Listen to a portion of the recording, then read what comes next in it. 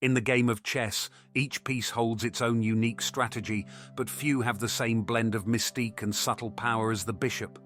With its diagonal movement, the bishop is often seen as a quiet force, patient, calculated, and capable of controlling vast areas of the board. However, beneath its noble demeanor lies a darker psychology at play. In this video, we'll explore the complex and often sinister strategies that the bishop represents, revealing how it manipulates the game from the shadows, influencing outcomes with its long-range precision and unexpected moves. The bishop's movement on the chessboard may seem deceptively simple at first glance, but it embodies a deep strategic patience that can be more dangerous than the frantic rush of other pieces. Unlike the knight, which jumps across the board in unpredictable patterns, or the queen, whose movements are wide and powerful, the bishop advances methodically, sliding diagonally over long distances. This quiet, patient movement often allows it to remain unnoticed for much of the game, creating an illusion of inactivity. It is in this underestimation that the bishop's true power resides. The bishop, while seemingly passive, is actually a piece of slow but steady control. Its primary strength comes from its ability to influence the game from a distance. Its movements across the board are rarely flashy, but over time it builds an unseen web of influence. This long-range effect is not about immediate confrontation, but about strategic positioning, waiting, watching, and anticipating. It's almost as if the bishop embodies a calculated waiting game, where the player bides their time and slowly prepares for a decisive strike. In the real world, this can be compared to a strategist who does not rush into battle, but instead lets their opponent overextend, only to then capitalize on the opening that's created. This method of play often catches the opponent off guard, as they are more likely to focus on the more obvious threats: the queen's sweeping moves, the knight's unexpected leaps, or the pawn's slowly advancing. The bishop, by contrast, may appear to be a secondary figure, just quietly gliding along its designated path. However, when an opportunity arises, it shifts from being an overlooked piece to a weapon of subtle but lethal force. The longer the game stretches on, the more dangerous this quiet power becomes.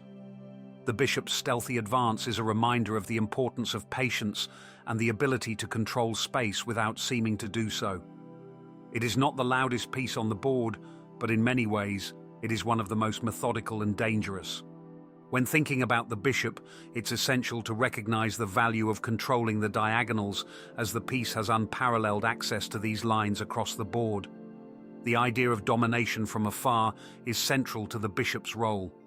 Each diagonal it occupies becomes a potential battleground, an area where it exerts influence without needing to directly confront other pieces. The player controlling the bishop can lay claim to wide areas of the board, hemming the opponent into corners they cannot easily escape from. In this sense, the bishop's reach goes far beyond its immediate proximity. It is a piece that controls without physically forcing its presence on the board. The bishop's power is best understood through the concept of territorial control. Each diagonal it claims is like a command over that part of the battlefield. The bishop is not restricted by the need for close-range combat or sudden bursts of speed. Instead, it embodies the principle of extended influence. It can watch over the board from a distance, monitoring the positions of other pieces, and, through its long reach, it has the ability to intercept moves before the opponent can fully realize the danger. While its range is limited to the diagonals it resides on, the extent of this control should not be underestimated. The real psychological force of the bishop lies in its ability to silently dominate from the edges, influencing play far more than its direct presence suggests. The bishop can control key squares and threaten significant areas of the opponent's territory without even moving very far. The game can change when a player realizes that their bishop has cut off several escape routes or forced a position where they must play defensively. Much like a strategist who doesn't engage in the front lines but controls the flow of resources and movement from behind the scenes, the bishop manipulates the direction of the game without the need for overt aggression. The more the game progresses, the clearer it becomes that the bishop is not a piece to be underestimated. Its slow, steady control can turn the tide of the game when the time is right, and its ability to work in the shadows often makes it an unrecognized threat until it's too late. A bishop's true power is often revealed in the subtleties of its positioning. Unlike the queen, which can affect almost the entire board at once, the bishop's reach is more specialized, but its ability to dominate specific areas of the board is no less impactful. The most dangerous bishops are those that control open lines, particularly those on opposite sides of the board. These bishops can exert pressure on critical squares, cutting off escape routes or preventing the opponent from developing their pieces freely. When positioned correctly, the bishop can create a grid of control that hems in the opponent's movements, turning the once vast chessboard into a confined space of impending threats. The opponent may feel secure when there are no immediate threats from the bishop, but the longer it remains on the board, the more it can potentially influence. It is the patience of the bishop that makes it a psychological weapon. Its quiet and methodical approach often allows the player to manipulate the flow of the game without the opponent ever truly realizing the depth of the threat until it's too late. When you step back and consider the bishop's full potential, it becomes clear that it embodies a certain kind of strategy, quiet, calculating, and increasingly dominant as the game goes on. This piece may not shout its presence, but it weaves an invisible web of control, forcing the opponent to play around its subtle influence. The bishop plays the long game, and in that, its power lies in its ability to dominate from the edges while never needing to directly confront its adversaries. The bishop's long-range control, as discussed, often seems passive compared to more immediately aggressive pieces, but it is in the bishop's subtlety that its true danger emerges. The psychology of the bishop is grounded in its ability to dominate its territory with patience and precision, cutting off entire sections of the board from the opponent's reach. It does this not with brute force, but with a quiet power that builds over time, creating a situation where the opponent is slowly strangled by the bishop's influence. The most dangerous aspect of the bishop's power lies in its ability to dominate diagonals, as these often represent the most vulnerable lines of attack for the opponent. Unlike the knight, which has a more limited reach and requires specific configurations to exert its power, the bishop's movement allows it to control open spaces quickly and without warning. In chess, an open diagonal is both a gift and a curse. It offers opportunities for attack, but it also opens the door for the bishop to dominate. The psychological effect of this long-range control can be devastating. As the game develops, players often fail to see the long-term impact of an opponent's bishop, especially when it is positioned in a way that controls key squares or potential moves. By the time the opponent realizes the severity of the bishop's influence, it may be too late to respond effectively. This is the essence of the bishop's dark psychology, its ability to operate unnoticed, controlling the game from a distance and waiting for the perfect moment to strike with devastating accuracy.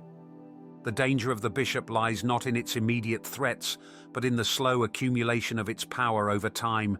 It's a lesson in strategic patience, the quiet build-up of influence that, when harnessed properly, becomes unstoppable.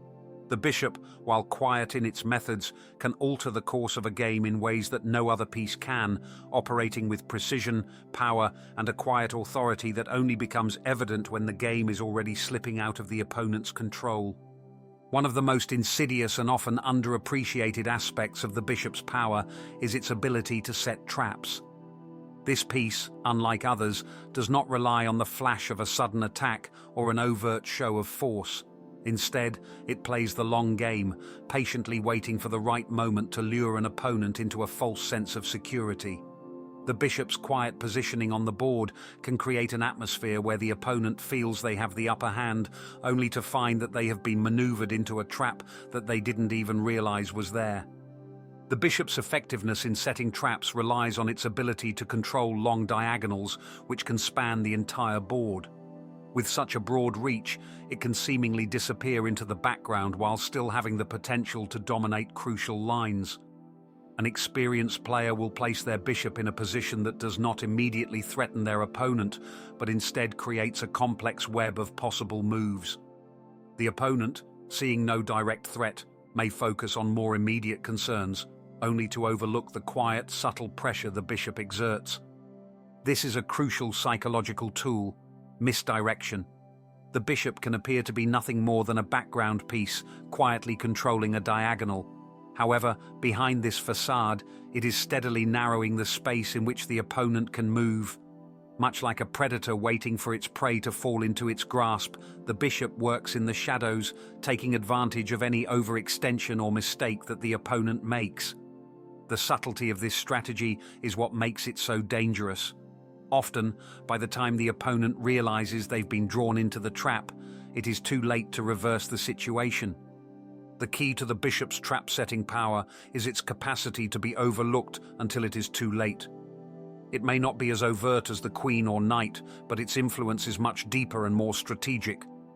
While the opponent is distracted by other moves, the bishop slowly shifts into a position where it can deliver a fatal blow, sometimes by cornering a piece or threatening an otherwise safe square.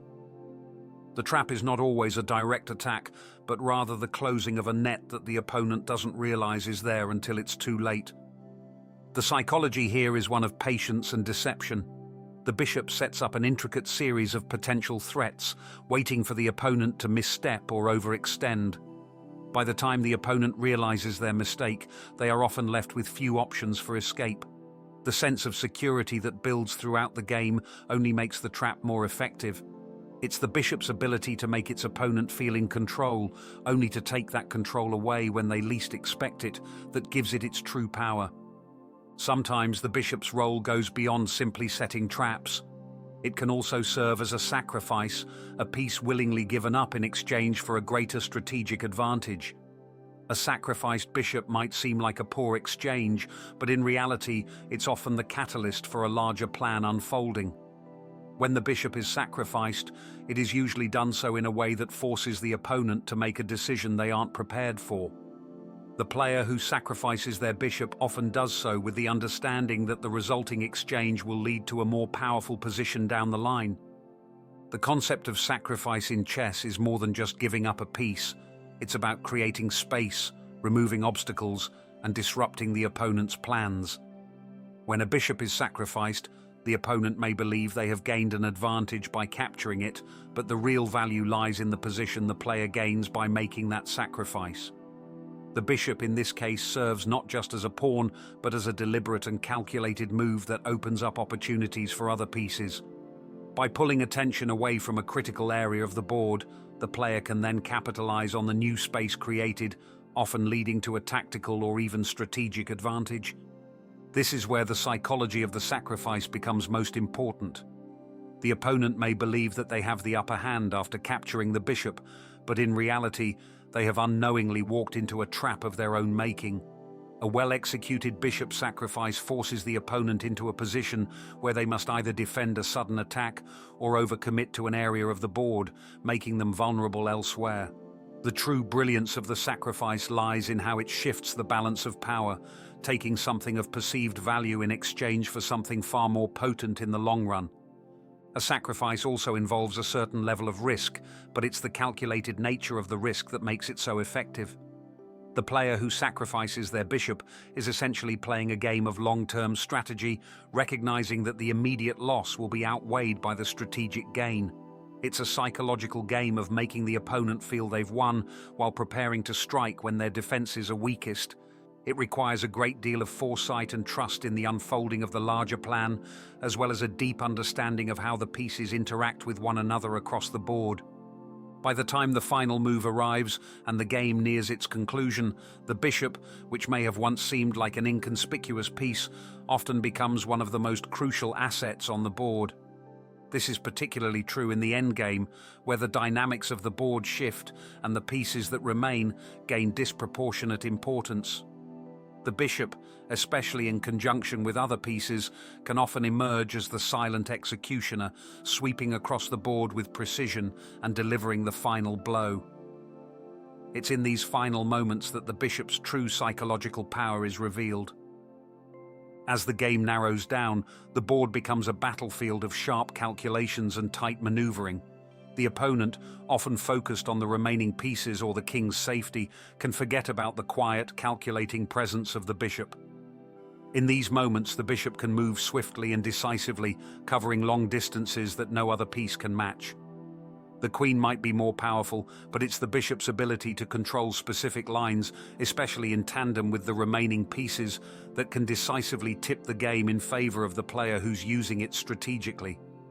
The final strike from the bishop can come in many forms: the sudden threat of checkmate, the capture of a key piece, or the creation of an inescapable check.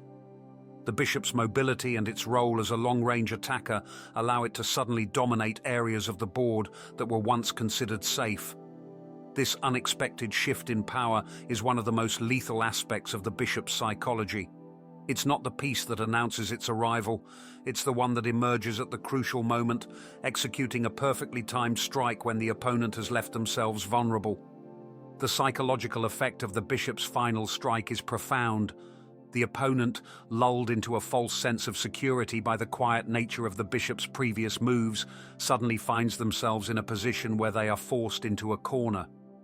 The bishop's long-reaching attack forces the opponent to abandon their plans and react instead of controlling the flow of the game. The feeling of helplessness that comes from realizing that the bishop has outmaneuvered them, often when they least expect it, can be overwhelming. This final move is often the culmination of a well-executed strategy where the bishop's true potential has been fully realized. It might have spent the entire game carefully positioning itself, waiting for the right moment to strike. And when that moment comes, it does so with the same quiet patience that has defined its approach from the start. The bishop's final strike, though subtle, carries the weight of the entire game, and it's in this moment that its full psychological power becomes clear. The bishop's ability to control, deceive, and then deliver the final blow is a testament to the strength of quiet strategy. In the end, it is the bishop's mastery of patience and precision that defines its dark psychological power. While the queen may command attention and the knight may bring chaos to the board, it's the bishop's slow, deliberate movements that ultimately control the game from the shadows, culminating in a strike that, though quiet, is as deadly as any other.